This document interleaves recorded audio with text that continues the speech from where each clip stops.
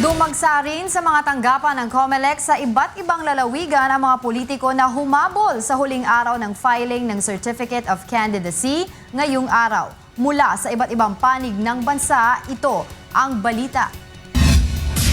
Nagsumiti na ng Certificate of Candidacy ang ilang kilalang politiko sa Ormoc City na nais tumakbo sa 2016 election. Sa huling araw ng COC filing ngayong Biyernes, kabilang sa mga humabol si Richard Gomez na kakandidato bilang mayor ng Ormoc habang re-electionist naman bilang kinatawan ng Leyte 4th District si Losie Torres Gomez. I used to be with the LP, but they use the rule of the equity of the incumbent. So ginawa nila si Godilla for the city and then si Congresswoman for the district. Sa Tacloban City naman ay naghain na rin ng COC si Cristina Gonzales Romualdez sa pagka-mayor kapalit ng kanyang asawa na si incumbent City Mayor Alfred Romualdez na nasa huling termino na ng kanyang panunungkulan. Nandito ako hindi lang po para tumakbo dahil gusto ko maging mayor. Gusto ko rin talagang magsilbi sa inyo na galing sa puso.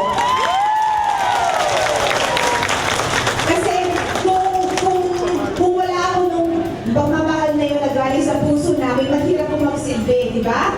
As of 4 p.m., bukod kay Cristina Gonzales Romualdez ay wala ng ibang nag-file ng COC sa pagka-alkalde ng Tacloban City. Sasabak na rin sa 2016 elections incumbent Governor Vilma Santos Recto bilang kinatawan sa Kongreso ng lalawigan. Kasabay ng paghahain ng Certificate of Candidacy sa COMELEC na mga pambato ng Liberal Party sa lokal na posisyon sa Batangas, inihayag ni Santos Recto ang plano niyang pagtakbo sa Kongreso ngayong nasa huling termino na siya ng panunungkulan sa probinsya.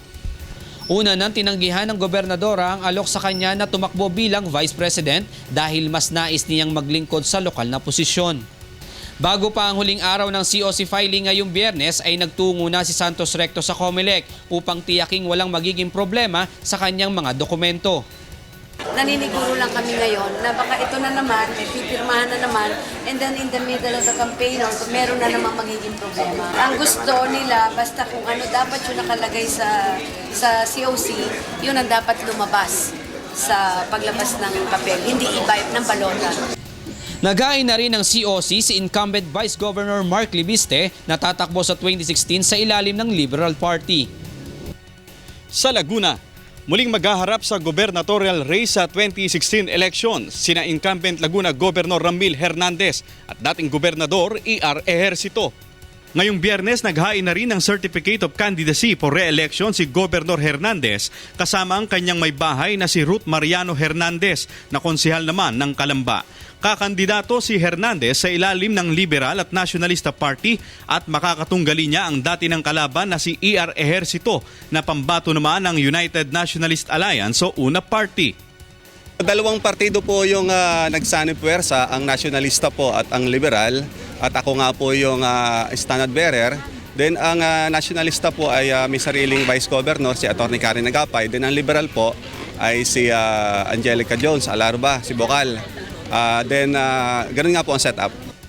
Magugunitang noong 2013 nanalo si Hernandez bilang vice-gobernador, ngunit pinaupo siya ng COMELEC kapalit ni E.R. Ejercito na na-disqualify naman dahil sa kaso ng campaign overspending. Mula rito sa Laguna, Sherwin Kulubong, UNTV News Worldwide.